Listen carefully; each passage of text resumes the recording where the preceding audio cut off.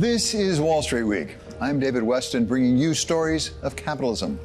As the United States takes away the welcome mat for immigrants coming here to work, Japan puts it out, figuring out ways to accommodate those from nearby Vietnam and faraway Brazil.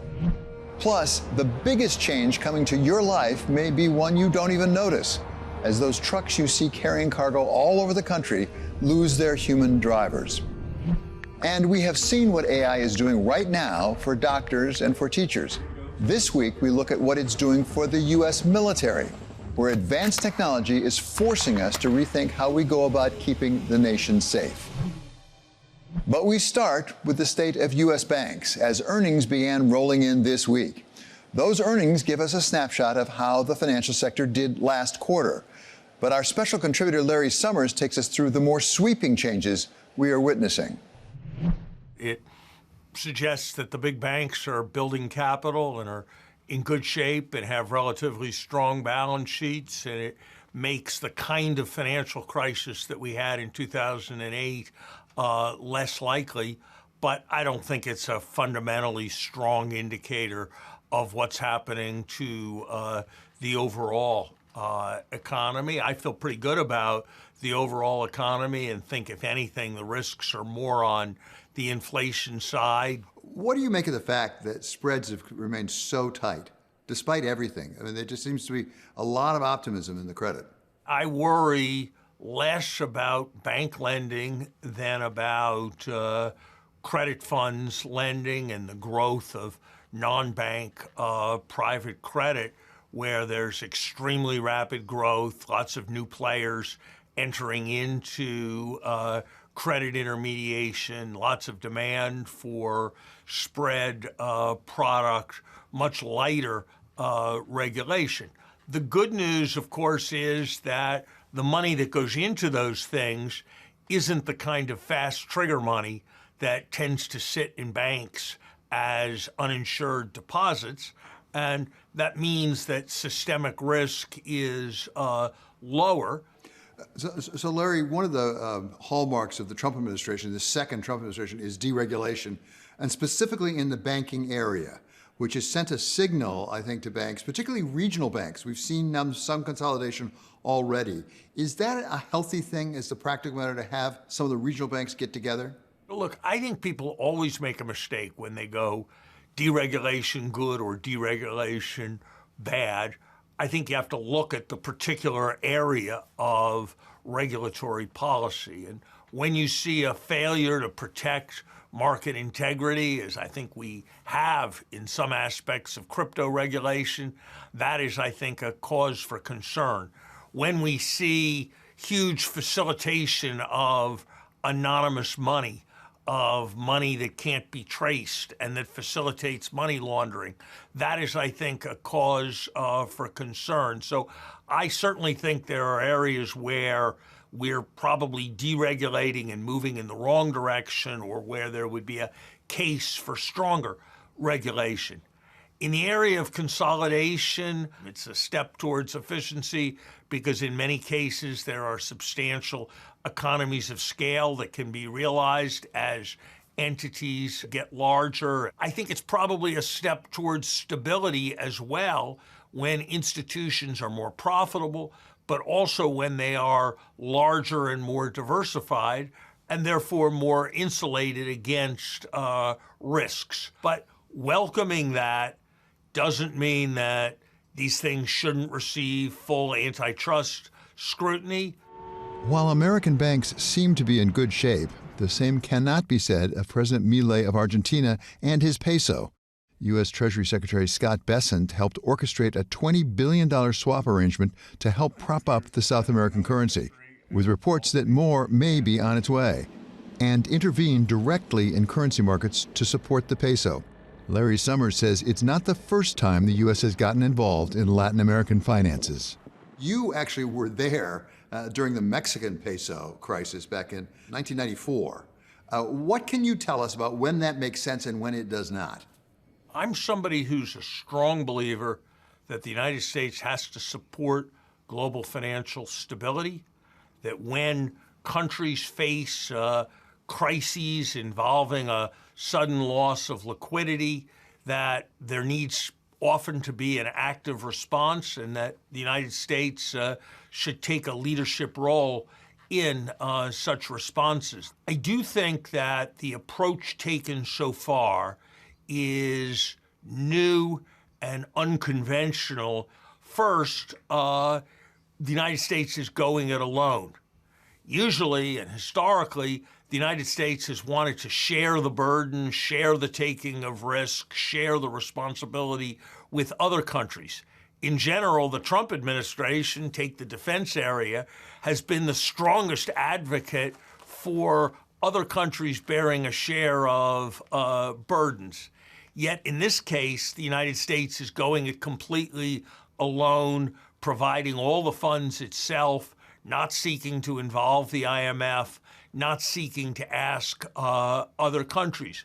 Maybe that will turn out to have been a good decision because it will have been a profitable investment or because we will reap some substantial political benefit, but it's a very unusual step. Second respect in which this is unconventional is the degree of risk that is being taken. The United States has never before bought a pegged currency under attack of an emerging market country. We would never, during the period when we were supporting Mexico, have taken the degree of risk that was involved in buying the Mexican peso. And certainly not when the Mexican peso was being defended and Mexico's reserves were being drained. So this is a very speculative approach. There may be agreements that are in place that we don't know about publicly that make this sounder than it appears. It may be that this proves to be a shrewd kind of speculation that ultimately taxpayers make money on the investment in the peso. So I'm withholding judgment at this point, but am nervous about the approach that's being pursued.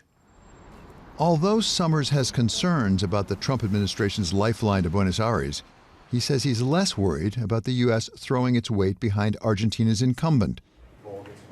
President Trump wasn't shy about supporting President Javier Milei during a meeting between the two at the White House this week. We're going to work very much with the president. We think he's going to win. He should win. And if he does win, we're going to be very helpful. And if he doesn't win, we're not going to waste our time because you have somebody whose philosophy has no chance of making Argentina great again. The administration, the Trump administration, likes the reforms that President Milei has put into effect. It's just worried he's going to get voted out, that he's going to lose the midterms in October. He wants to keep him in office because they're afraid of a Peronist regime coming back in. Have we seen that before, where in a sense it's almost like a political intervention to try to help a candidate we like keep office? I don't remember something that was so clearly linked in that way, but in fairness, I think it would be right to say that the Western alliance was strongly committed to Russia in the early mid-1990s, and that certainly had something to do with believing that Boris Yeltsin's government was better than a communist alternative. I think it's fair to say, going back to the Marshall Plan, that some part of the motivation for the Marshall Plan had to do with supporting the good guys at a time when there were Stalinist elements who were there in Western Europe. So I don't think it would be right to say that politics have never entered into U.S. decisions about support programs. There is a kind of proximity to an election in this case that is unusual, and the degree of commitment to a currency peg is something that is very unusual. Coming up, immigration comes to one of the places you might not expect it. We look at Japan's approach to welcoming workers from around the world to make up for its dwindling population. This is a story about the two-way street of immigration. The United States is known as a melting pot created by waves of immigrants. But while the U.S. turns away from foreign workers, it turns out that Japan, historically much more homogeneous, has its own version of growth through immigration. Our colleague Sherry An reports that making it work requires both the immigrants and the natives to make some adjustments. At Foxtown Supermarket, shoppers can find everything from Brazilian coffee to delicacies like piranha. But this is not a store in Sao Paulo. This is Homidanchi in Aichi Prefecture in Japan. Bloomberg's Yoshinohara has been reporting on this unlikely melting pot. It's only still a couple of percentage of the total population. It's not big, but here's the point. It's such an aging society here and population shrinking, and people coming in tend to be young, much younger than most Japanese people. So in other words, these people are more visible. They bump into these people, on trains or, going somewhere, and they notice that these people are not just working in factories, but also serving you face to face at convenience stores or restaurants. They become more visible. So as they experience some kind of uncomfortable moments, they started thinking, whoa, is this Japan that I know? The diversity that surprises the rest of us doesn't surprise the residents of a city called Toyota, named after the automaker because of its presence in the city since the 1950s. Most of them don't work for Toyota itself. They work for smaller companies that supply for Toyota. And the experience has been, I would say that it's painful. There's a housing complex still hosting many Brazilians. It's an isolation that the systematic shortfalls caused for these people. But at the same time, I see some hopes among newcomers. Nguyen Dien Viet and his wife represent the promise of immigration in Japan and what success could look like, limited as it is. 聞いたこと勉強して日本語聞いたことがありますが、そこはなんか日本では見ると多分結構いい国かなと思って、そうするとベトナムに戻って結婚して、そうすると家族の皆さんが日本へ連れてきました。最初はすごく大変だったんです。はい、日本に来るときですね、子供の面倒をすることを。Dinh Viet is a mechanical engineer with a Toyota supplier, and his wife Thi Nguyen supports foreign workers in Toyota City. Since moving to Japan from Vietnam in 2007, the Nguyen's have planted their roots, buying a home and raising a family in Toyota City. 多分言葉だけじゃなくて文化もなんか違うのことがあります。例えば向こうから外国人から来た人は多分自分の国はなんか普通なことと思ってるけど、こっちに来ると生活の面は、日本人の考える仕事終わってからお家に帰るとすごくゆっくり休みたいと思ってるんですよ。でも外国人皆さんはよくですね集まってるとか会話友達とか家族と連絡するとか結構大きい声ですね。Toyota City is a symptom of Japan's demographics issue. In 2024, Japan's population declined by more than 900,000 people, marking the 16th consecutive year of contraction. At the same time, the number of people aged 65 and over is increasing, leaving employers with fewer working-age individuals. 日本のその人口は2010年にピークアウトして徐々に減ってきています。でしかしながら実はその労働力人口っていうのはそれほど減っていません。女性と外国人の労働力参加が Yuki Hashimoto is a senior fellow at the Research Institute of Economy, Trade and Industry, which sits within Japan's economy ministry. The government has turned to foreign workers to ease the labor shortage. 日本では、1990年頃から、労働力、特に若い労働者がフィジカルワーク、肉体労働に就きたくないっていう人が非常に増えてきました。でそのため特にその地方の建設業とか製造業の企業では労働者が非常に集まりにくくなっていました。でそこで、1993年、今から約30年前に、技能実習制度が、日本はもともとそのテンポラリーな労働者は受け入れますっていうことで、例えば技能実習生は3年5年で日本にから帰ってくださいっていうことでローテーションタイプの受け入れを行っていました。でしかしながら特定技能制度を入れたことによってローテーションではなくてより長く日本に居住する、でさらに家族を呼び寄せたり。 Over the years, the foreign worker program has become essential for the Japanese economy. In reality, it's being used as a backdoor for Japan to secure cheap workers. It's all about money, to be honest. And there's been a lot of criticism because, the program does not allow people to come with their family members. And there has been cases being reported that these trainees, their passports have been taken away from them so that they don't run away.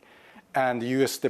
State Department once criticized that this program, is allowing some workers to experience forced labor conditions, which is such a strong term. But, it's been around because, once, as I said, Japan needs these people. And it's been a kind of addiction among small companies using this program, because they cannot find cheaper workers anywhere else in Japan. 少子高齢化が進んで若者たちがなかなか集まりにくくなっている。ベトナムが多いですね。ベトナムとかインドネシア、それからミャンマー、あとはネパール。Morihiro Masada is the CEO of IBIS, a company that connects foreign workers with jobs that need to be filled. He first saw the opportunity after meeting with foreign workers while organizing futsal matches. 私は11年間フットサルのワールドカップの運営をずっとやってきているんですが、その中でいろんな国籍の、日本で暮らすいろんな国籍の方々と交流を深めてきました。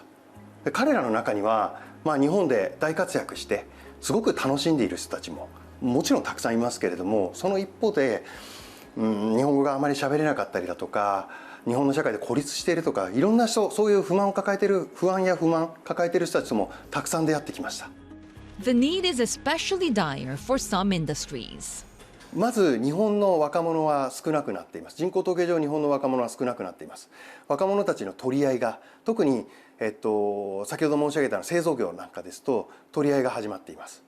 例えば製造業の学校を出た人たちはもう早くから内定が決まりますし、いろんな企業に引く手あまたな状態が続いております。一方で、じゃあそれを数が少なくなってきてしまったので、でも人がいないと回らない、企業は回らないので、どうにかして回すためには人が必要なんです。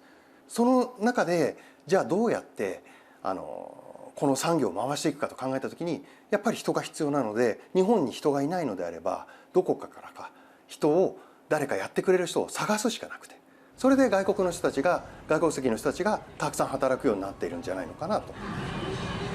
なんか発展しようと思ってるけど発展できない結構見えるんですよ。なぜかというと人材がない。いくら募集しても、もう私の知ってるの会社は日本人の募集は大体は2、3年の連続募集したのになかなか来ないんです。These days, the share of foreign workers in Japan is at a record high, making up 3% of the population with 3.8 million immigrants. It's still a far cry from the 15% of the population that foreigners comprise in the United States. イノベーションと生産性向上っていうのを大きな柱として設定してきました。でその一方で別々の枠組みとして外国人労働者を増やすっていう政策も進めてきました。で多くの国でも例えばシンガポールなどはそうだと思うんですけども、国を成長させるために移民政策を利用するということで産業政策、インダストリアルポリシーとイミグラントポリシーっていうのは密接な関係がある国も今大変多いと思います。でしかしながら日本においてはインダストリアルポリシーとイミグラントポリシーっていうのは別々のインディペンデントなものということなので日本経済企業を強くするための外国人政策っていうことは政府は今まであまり意識してこなかったということがあります。それが今大きな枠組みとして日本でも両者を関連づけて外国人政策をもう一度位置づけ直そうということで今まさに計画をそうですね政策を作っているところ。For workers, the low rate of immigration leads to friction on both sides. 例えばいろいろあるので一つというのに絞り込むことがなかなか難しいんですが、例えば日本語ですとか、あと日本の空気を読むことだとか、あうんの呼吸、この辺は非常に難しいと思います。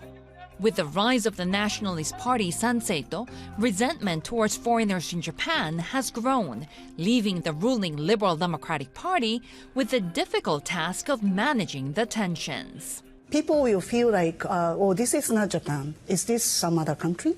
So there is a concern over the Japanese people with the too much concentration of the foreign people in certain areas. Ahead of the July national election, there was a party called Sanseito. Upstart right-wing party is running this campaign with the slogans like Japanese first and don't break Japan any further. Those messages resonated a lot, especially online. But Masada says that as important as it is for foreigners to adjust to the Japanese way of life, it has to be a two-way street. It's just as important for Japanese people to learn to live and work with new cultures. 私はこれはどこでもそうだと思うんですけど、同じ人間ですよね。外国籍の人だろうと日本人だろうと基本的には同じ人間だと思ってます。ただ日本で暮らすそのマナーだとか文化っていうのはちょっと特殊なので分かりにくい点がいっぱいあるんじゃないかなと思っています。それを正しく彼らに対して伝えてあげる、この役割というものが非常に重要な意味を持ってくるんだと感じております。でも逆に言うとここをうまくですね、誰かが補うことができれば日本の社会は活性化ができるかもしれない。外国籍の人たちの若い力が入ってきて、若くて優秀な、しかもダイバーシティももしかしたら取れるかもしれなくて、いろんな視点で見ることが日本はできるようになるかもしれなくて、もしかしたらもっと強固で多様性のある、さらに強い日本が目指せるかもしれない。さらにもっといいことを考えると、外国籍の人たちがたくさん増えることによって、そしてうまくいって彼らが溶け込めて仲良くなれるとしたらですよ、相互理解が進んでいって各所で仲良くなる。そうすると国と国との結びつきを強めていくことにもつなげられるかもしれない。For the nuance, the period of adjustment was worth it. Japan is now home. そういうの文化がある時もびっくりすることもない。もう慣れるしかないんだと思います。最初若いの時私なんで日本人そういうの考えて寂しいと思わないって考えてたんですよ。でも長くに住んでいるとやっぱりいいこともあるんですよ。静かなもうゆっくり休みできるなと思ってるんです。Up next, a driver may not be coming to a cargo truck near you. We look into the developing story of autonomous vehicles for delivering your goods.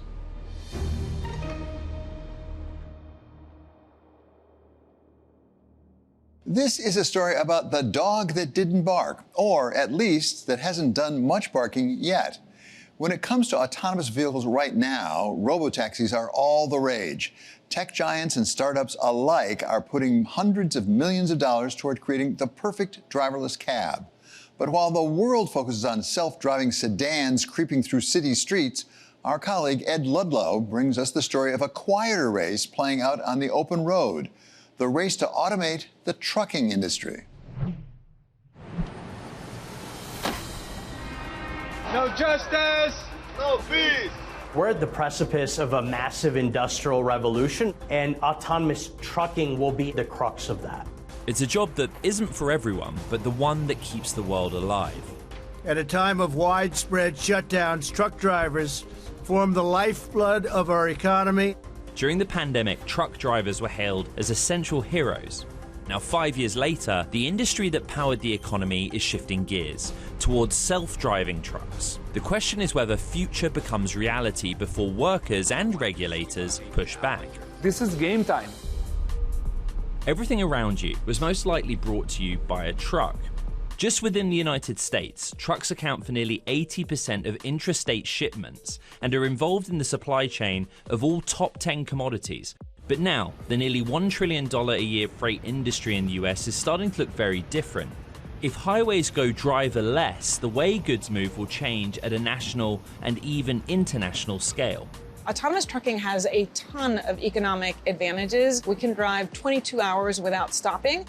Ossa Fisher is president of Aurora, a company that started as a general autonomous driving platform back in 2017. Today it runs fully driverless 18-wheelers on public freeways between Dallas and Houston. We've actually found fuel efficiency as well, given the consistency of the Aurora driver. So we've driven the same freight both manually and in autonomy and seen 14% fuel savings, which is really fantastic when that is one of the main cost drivers. And then, of course, insurance. We believe that over time, with our safety record, 3 million miles in autonomy already, 50,000 completely driverless miles with a perfect safety record, that insurance costs over time will also be very favorable.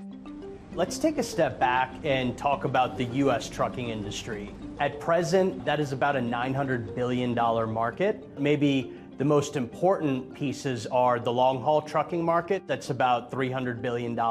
And then the regional or middle mile segment is $300 billion. Santosh Sankar specializes in investing in logistics, transportation technology, and autonomous trucking. Goldman Sachs expects the self-driving truck market to increase by more than 13,000% over the next 4 years, from a mere $130 million in 2026 to $18 billion in 2030. About 24 states have already established and opened their doors for autonomous freight operations. Texas is out in front in terms of engendering a regulatory environment where technologists can come, harden, and scale these deployments out. Aurora launched its first fully autonomous long-haul commercial rides from Dallas, Texas to Houston back in April 2025. Our producer got a view from the back seat of one of their new trucks. What is the best use case for an autonomous truck? There are lots, but the one that we are really putting our strategy behind are the long haul. So the ones that exceed hours of service limitation, where we could drive 20 hours straight without stopping. And that has tremendous benefits, not just for the efficiency and utilization of the truck, which is very important, but important goods that need to be expedited, everything from medical supplies to perishable fruits and vegetables that need to get where they're going very quickly. For now, a human observer still rides along in Aurora's trucks. The wheel turns itself, but the trust isn't quite there yet. We should explain what we're actually doing right now. So we are in autonomy, and you can see this is a ride observer, but really does not touch the vehicle at all. You see there's no hands on the wheel, no feet on the pedals, and the observer is here as a request from PACCAR, which is the vehicle manufacturer, but is not required at all for the Aurora driver. So we are in full autonomy right now. We are in driverless mode. Some of the sensors are our mid-range LiDARs. That's these ones that you see that are round. Those ones can see about 200 meters down the road and detect what is going on in the environment, things like vehicles down the road. Then we have what's proprietary to Aurora, which is the First Light LiDAR. If you look at the top there, it's that rectangular one in the middle, and it is the one that allows us to see so far down the road and operate at highway speeds. So what will it take for trust to build to the point where trucks don't even have steering wheels or brake pedals? Paul Hannepel is working the problem in Europe as head of automotive and logistics at Bitkom, a German digital trade association. He breaks the technology down into 5 levels, the latter 3 of which are stepping stones to full autonomy. Level 3 means at some points the car takes over the control, for example at a motorway when it's following another car. And there actually the car has the responsibility. You, for example, can be on your phone, but at any moment you have to be able to take over or to take back the control. And The biggest jump afterwards is level 4. There you jump into the car, you won't drive it. So you can just go from A to B without driving, but it's important you are always staying in this operational domain. Level 5, at the end, it's not even planned that a person could drive this car. So there is, for example, no steering wheel in this car. The infrastructure of the whole car is made that only software, only the technology is driving the car. There is no assistant driver who could even possibly drive the car. While the US and China race ahead with real-world testing, Europe's taking the slower route, writing the rulebook first. In Germany, autonomous vehicles are not yet fully deployed due to strict regulations. Victoria Brossard is a member of the German parliament, working to make autonomous vehicles a reality. In 2017, the German government passed the first law to allow autonomous driving. And in 2021, there was a second law, and now we are allowed to test autonomous driving in Germany up to level 4.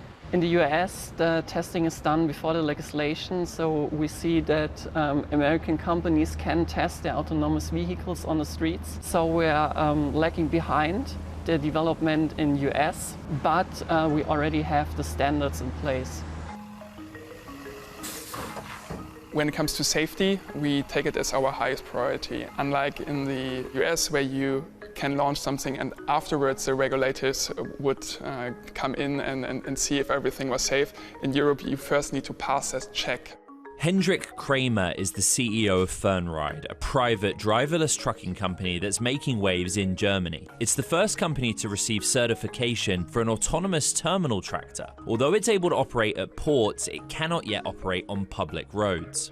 We are coming from a use case that is automating trucks in container terminals today, so moving cargo in the horizontal transport in confined areas. We have a huge scaling journey ahead of us, also into many defense applications, but also trucking on public roads. There are situations where it comes to its limits. There are situations when it's negotiating with itself. Is it safe enough or not? It always takes the conservative approach. We had a very recent example with a seagull landing in front of an autonomous truck, and a human would recognize, hey, the seagull would just fly away once it comes closer, but our truck recognized it as a large enough object. It stopped for it, waited there for another 10 seconds, and then connected with the remote operator that then connected to that vehicle, saw on the camera stream, okay, it's just a seagull, continue your mission, autonomous truck, and then we resolved that situation.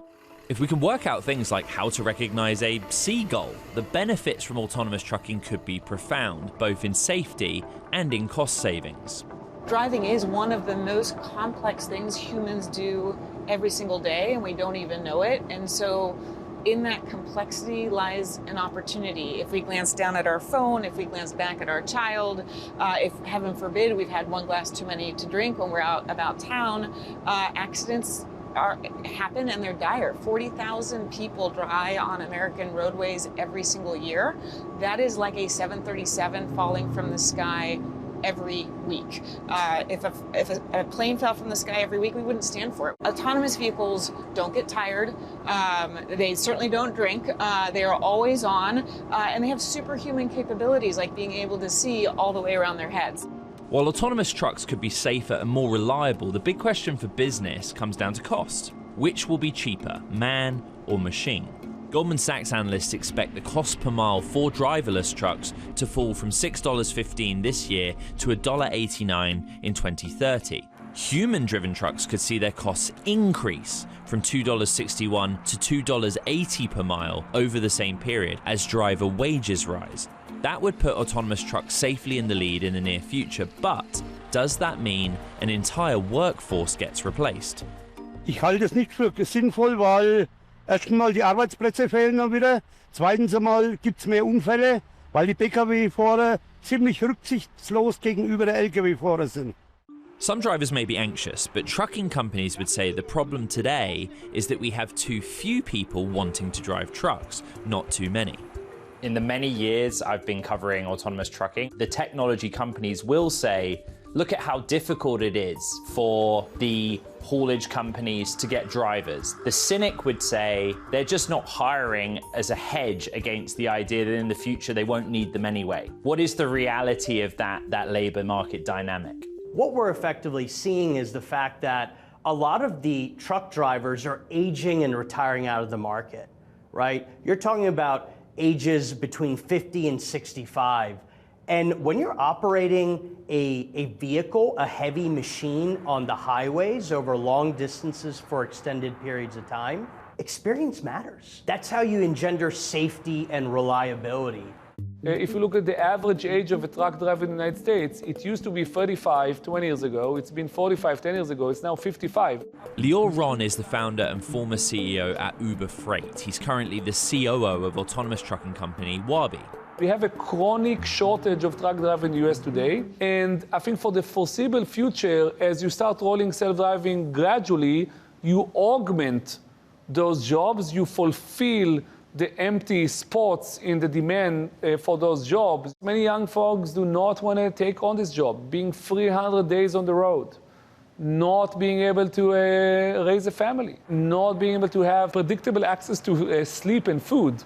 35% of the truck drivers we have in Germany have an Eastern European passport, and therefore once there's a conflict, they need to service in their home countries. And while demand is doubling, supply of drivers is coming even shorter, and the only answer to that is autonomous trucking.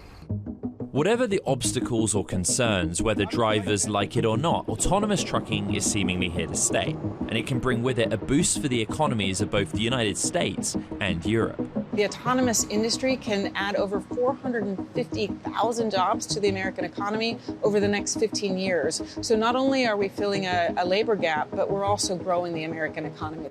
We are in those early days of the internet, like 1995, something like that. And we will see this technology scaling in Europe in many different applications and all over the world. And being on the forefront of that is super exciting. We're really just at the beginning of what I think will be a really profound, meaningful shift for America and the world. Coming up, the third story in our series about AI applied to the here and the now.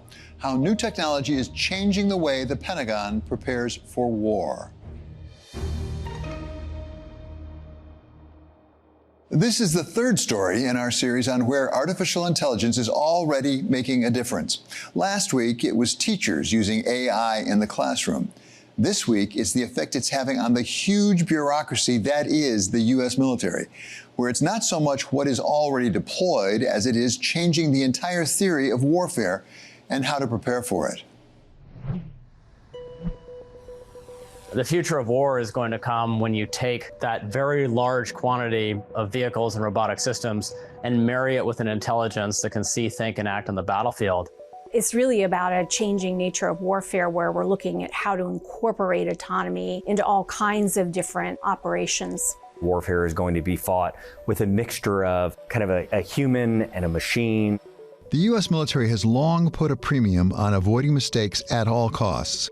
But with artificial intelligence, the government might need to take a page out of Mark Zuckerberg's playbook. Move fast and break things if it's going to keep up with technological change. We as an Army have done an incredibly poor job over the last 3 or 4 decades of just saying, hey, if you have an idea that we think could be powerful for soldiers, get it to us as quickly as possible.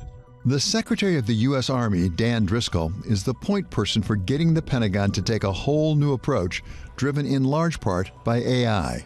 The way that we used to acquire things as an Army is we'd have 16 steps that a thing would have to go through before we wrote a check, and any of the stops along those 16 could send it back to the beginning. And with the incentive structure where saying yes was punished and saying no was rewarded, most times it would end up in this doom loop of kind of forever decision making, and we are collapsing all of that down. So everyone will report directly to the Chief of Staff of the Army and we will hold them accountable for going very quickly and testing new things and learning.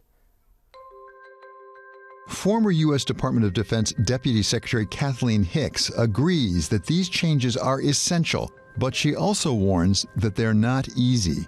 To what extent is there resistance in the Pentagon for really making the changes that AI may require? Culture change overall, I think, is really our biggest challenge. And it isn't just in the Pentagon, it's all across the stakeholders on Capitol Hill, throughout industry. There are a lot of invested incentives in doing things the way they've always been done. But AI is being used, especially away from the battlefield, in terms of bringing in lots of data and then using AI to quickly sift through that data and make sense of it.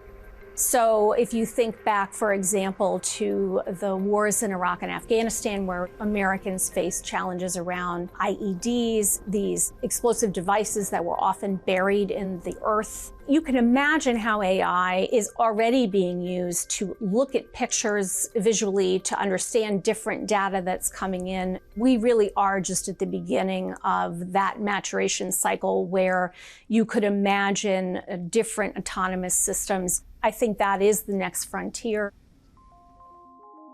Ryan Seng is the president and co-founder of one of the companies hoping to drive the change in the U.S. defense posture.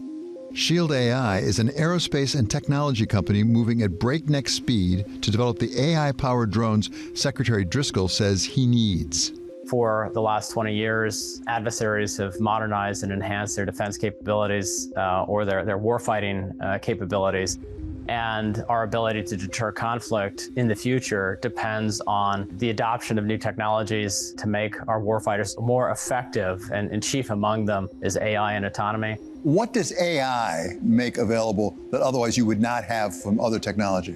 I think the most fundamental thing that it does is it enables the deployment of effective mass on the battlefield.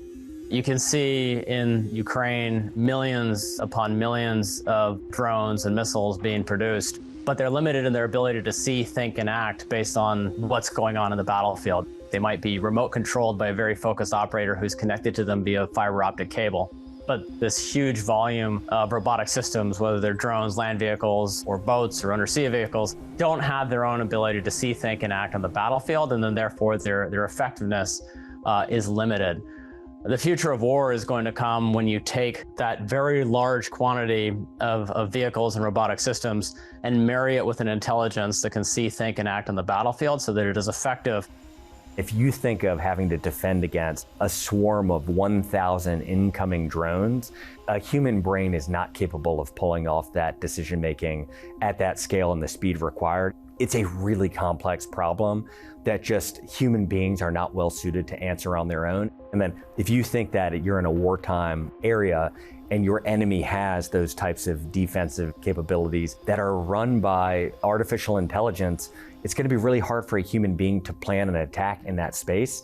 And so in a lot of ways, what part of warfare may look like is artificial intelligence-driven drone-on-drone fighting may be the new future of the front line for a while. As Secretary Driscoll and his colleagues at the Pentagon spur the organization to develop high-tech weaponry for the future, they're watching it get deployed right now in Ukraine. Ukraine is considered by many to be the Silicon Valley of war. We are hoping to repeat those lessons learned through our processes and our systems here. But what we do know is drone warfare is completely upending and altering how wars have been fought and how people have thought about fighting. We have got to get to a place where we can update things quickly. I was just a couple of weeks ago at a base and looking at one of our kind of air and missile defense systems, and the laptop that was running this system was 30 plus years old. This soldier using it was 22. So this computer he is trying to use is 8 years older than the soldier. You have to be able to update things within 2 weeks. And so it is not just a failed system, it is a sinfully failed system. There's been a lot of work from the U.S. military side with Ukrainians. Also, our NATO allies work closely with the Ukrainians. The Brits, for example, are very engaged in learning from what's happening there. The Russians are also learning, and we have seen improvements from them. But I do think we're very engaged looking at what's happening in the Ukraine war and trying to learn our own lessons from it. It's not just AI and drones that are coming to warfare. It's also new technology like autonomous vehicles, as German AV trucking company Fernride is demonstrating right now in Europe. Hendrik Kramer is the CEO. So right now we have this pressure cooker moment in Europe where the geopolitical situation and the war in Ukraine and the potential conflict of NATO in Europe with Russia is leading to a huge demand for unmanned systems and ground autonomy.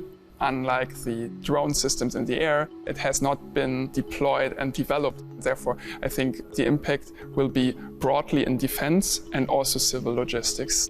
So one of the most important defense application is very similar to a hub-to-hub autonomous trucking product, where you are, for example, having a coupling bridge between Poland and Lithuania, where Belarus and Russia are having this very small gap to connect the Baltic states with Poland and mainland NATO countries. And I think this is one of the applications where it will be very dangerous to put people into trucks on public roads. And therefore, this is a fantastic application where the same technology that is working for civil or defense or vice versa can be developed and scaled right now.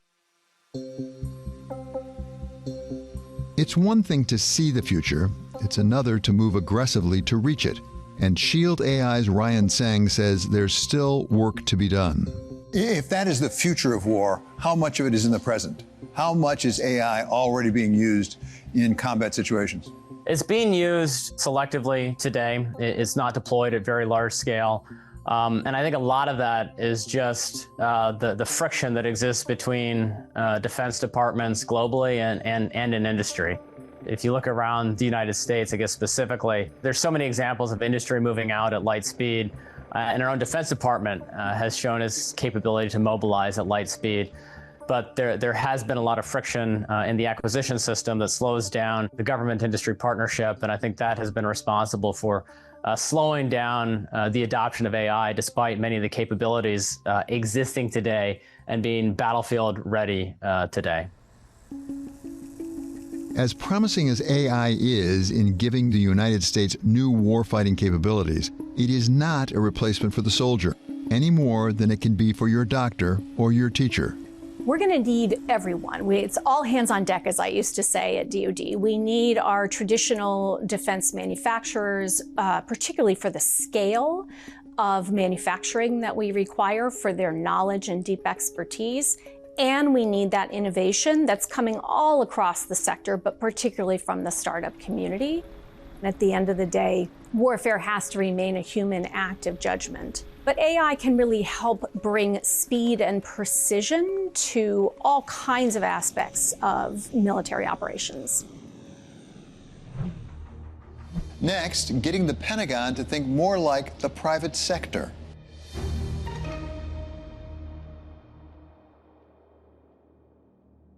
Dan Driscoll came to his job as Secretary of the Army from the private sector, where he was an investment banker in North Carolina. Before that, he served as a ranger in the U.S. Army and was deployed to Iraq. He's bringing that breadth of experience to his efforts to transform the Army, spanning the gap between the private and public sectors.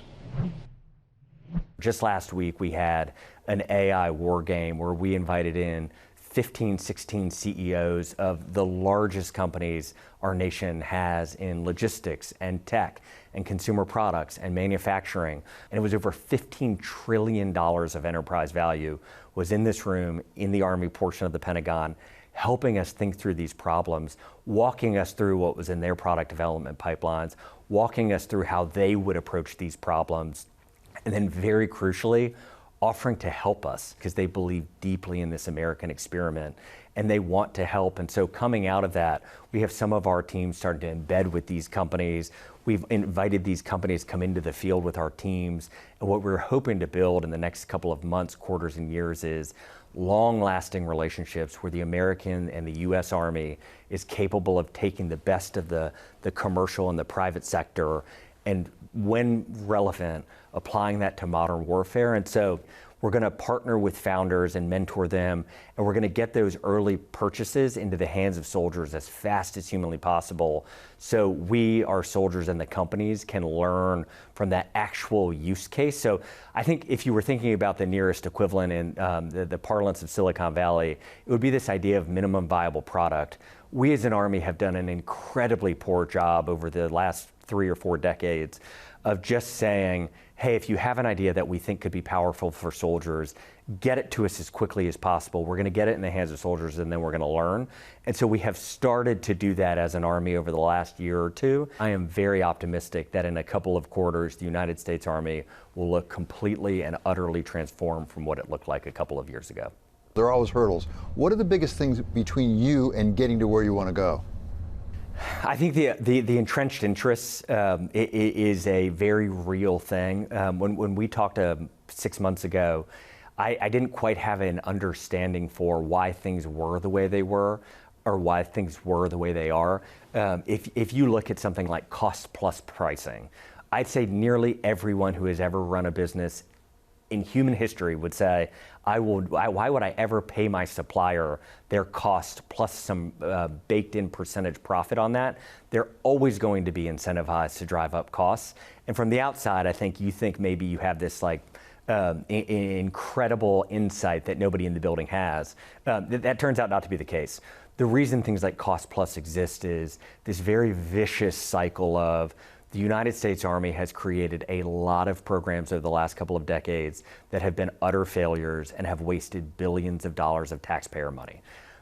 Congress and the Senate in their oversight function have said, because we keep seeing what we believe to be wasteful spending, we need to provide more oversight. And so instead of giving the Army 10 buckets of dollars to spend, wheeled vehicles may have been one of them, we now have over 1,500 line items that we have to spend to. So think makes and models decided in advance, years out from when we actually spend it. And then you have companies, you have these defense primes who, because we're a hard customer to trust, I may tell you what our demand signal is, and you may believe me, but the average Sec Army tenure is 23 months. Somebody replaces me, the way our funding cycle works with Congress, the money might not come. We have a government shutdown this week. There's just all sorts of reasons we are very hard to trust as a customer. And so what you have is the prime saying, well, I can't trust you anymore. So what I need you to do is when I spend $1, you have to give me some profit off that dollar, because I just can't, I know you believe what you're saying, but I've been around long enough to know that it's not necessarily true. And then you sprinkle in over all of that these lobbyists, and these lobbyists are paid more than many CEOs to go and play and rig the system in the direction of whatever it is and whomever it is that are paying them. And so what you get, David, is this system that is just very contorted, and its outcomes are not in any way oftentimes optimized for what the American soldier actually needs to fight. That's what we're overcoming. I think the upside is kind of three things.